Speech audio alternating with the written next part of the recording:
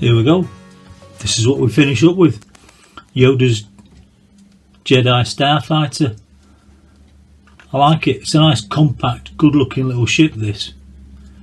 The 4 missing bits are little rods that come out here on each side. Like I say, I've sent off for those. Good bit of articulation with these wings. They can just move out and give you a little bit more shape. A little bit of colour with your thrusters at the back. R2-D2, he just slots on the top there. And then what you might call the main cabin, this just folds down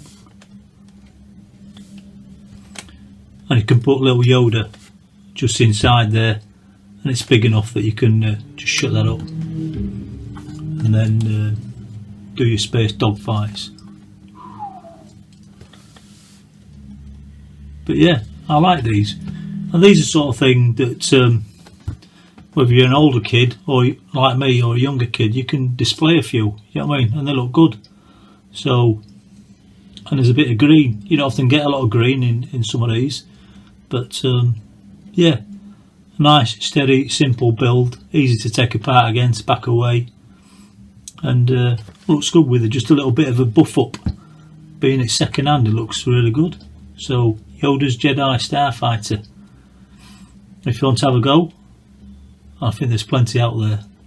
Yeah, go for it. Pick it up online. I think it's worth it.